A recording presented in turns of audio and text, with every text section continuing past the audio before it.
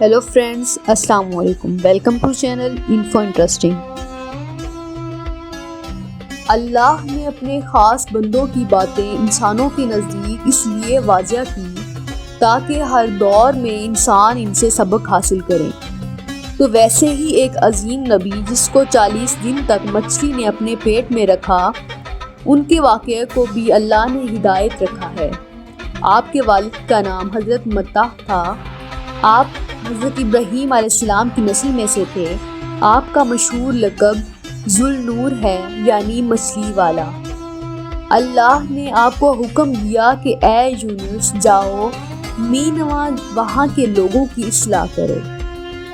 وہ آپس میں لڑتے ہیں، جھگڑتے ہیں اور ان کو محبت اور عمل سکھاؤ۔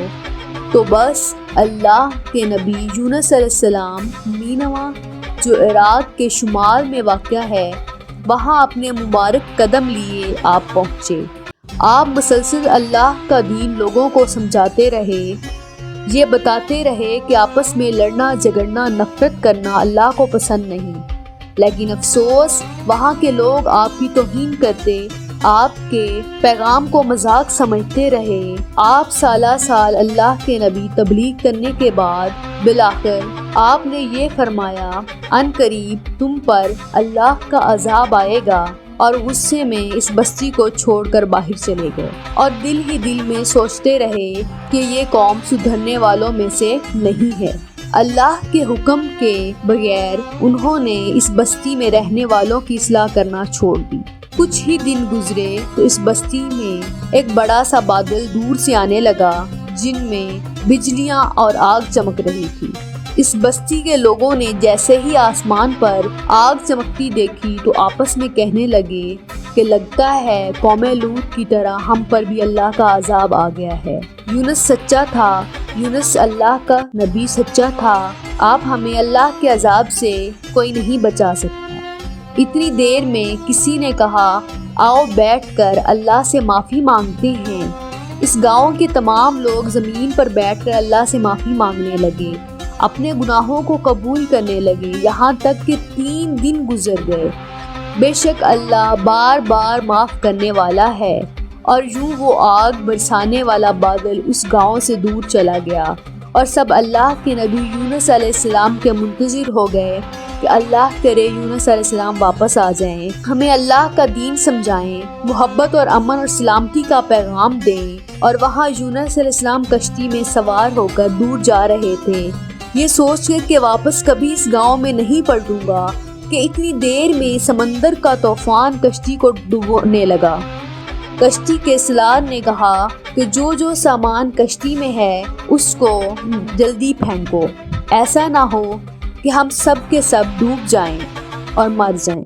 کشتی کا سارا سامان پھینک دیا، لیکن کشتی نہیں سنبھلی۔ بالآخر کشتی کے سالار نے کہا کہ کشتی سے وزن کم کرنے کے لیے ہم کسی کو پھینکتے ہیں، شاید کشتی سنبھل جائے۔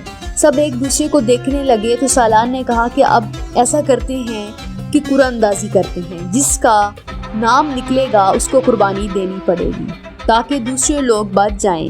بس سب کے نام تحریر کیے گئے، اور قرعہ اندازی کر کے جب پہلا نام نکالا تو پہلا نام اللہ کے نبی یونس علیہ السلام کا نکلا۔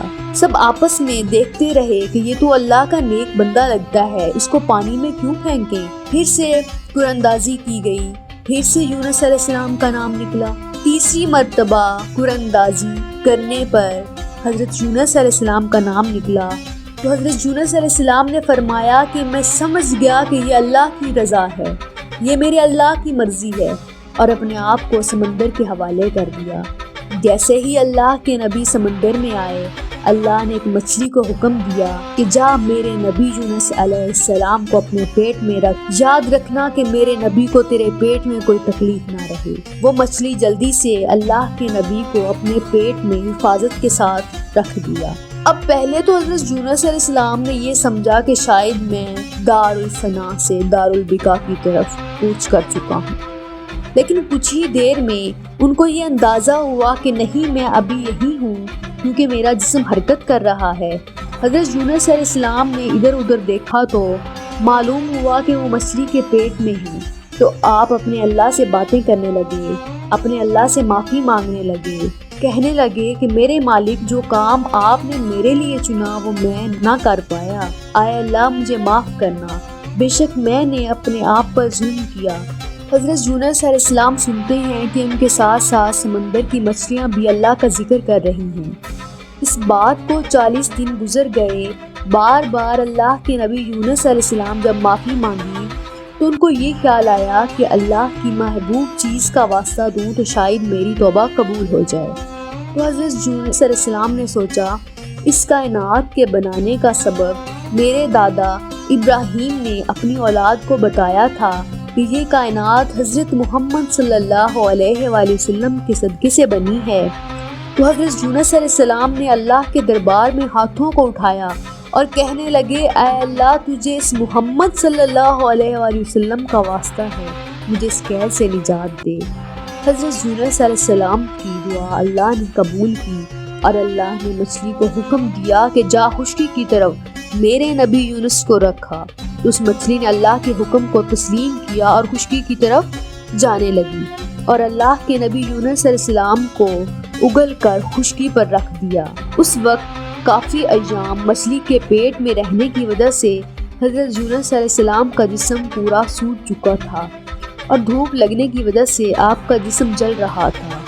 آپ اللہ سے معافی مانگنے لگے، اے میرے اللہ تو نے مجھے قید سے نجات دے دی ہے، اے میرے اللہ میری حفاظت کرنا تاکہ میں تیری اس قوم کے پاس جا کر لوگوں کی اصلاح کر سکوں۔ اللہ نے زمین کو حکم دیا کہ ایک پھلدار درخت یونس علیہ السلام کے جسم پر سایہ کرے اور اپنے پھلوں سے یونس علیہ السلام کو غذا پیش کرے، اور یوں اللہ کے نبی یونس علیہ السلام اس درخت کے سائے میں بیٹھ کر صحت یاب ہونے لگے، اور پھر آپ اسی گاؤں میں واپس چلے گئے جہاں جانے کے لیے اللہ نے انہیں حکم دیا تھا۔ امام علی نے فرمایا یونس کے واقعے میں اللہ نے سبق رکھا ہے، اللہ نے پوری خلقت کو کسی نہ کسی کام کے لیے منتخب کیا ہے، جیسے سورج روشنی دیتا ہے گرمی دینے کے لیے، چاند سکون اور رات کے لیے، زمین کو اناج اور اگانے کے لیے، ہواؤں کو زندگی کے لیے، ویسے ہی اللہ نے اپنے خاص بندوں کو کسی خاص مقصد کے لیے منتخب کیا تاکہ وہ ہر دور میں اللہ کے بندوں کی اصلاح کریں۔ جیسے اللہ نے کسی خلقت کو یہ اختیار نہیں دیا کہ وہ کسی کو بھی اپنی رحمت سے دور کر دیں، سورج کو یہ اختیار نہیں کہ وہ مشرک اور منافق میں فرق پیدا کر کے کسی کے گھر پر روشنی ڈالے اور کسی کے گھر پر نہیں، بارش کو یہ اختیار نہیں کہ وہ مومن کے گھر پہ برسے اور منافق پر نہیں، زمین کو یہ اختیار نہیں کہ وہ مومن کی زمین سے اناج اگائے اور مشرک کے نہیں، ویسے ہی اللہ کے نیک بندے کو یہ اختیار نہیں کہ وہ اپنی طرف سے یہ ارادہ کر لے کہ اس کی اصلاح کروں اور اس کی نہیں۔ ہدایت اللہ کی طرف سے ہے اور اس ہدایت کو پہنچانا اللہ کے خاص بندوں کا فریضہ ہے۔ کون اللہ کے کتنے قریب ہے اس کا فیصلہ صرف اللہ کرے گا، کسی کو دوزخ اور کسی کو جنت ملنی ہے اس کا فیصلہ صرف اللہ کرے گا۔ پیغام دینے والے، تبلیغ دین کرنے والے ایک مزدور کی طرح صرف اپنا کام سر انجام دیتے ہیں، وگرنہ ان کا انجام بھی ویسا ہی ہوگا جیسے اللہ نے اپنے نبی حضرت یونس علیہ السلام کا کیا تھا۔ اور اگر میری ویڈیوز پسند ہیں تو ان پر like, comment, share and subscribe کرنا نہ بھولیں۔ Thank you. اللہ حافظ۔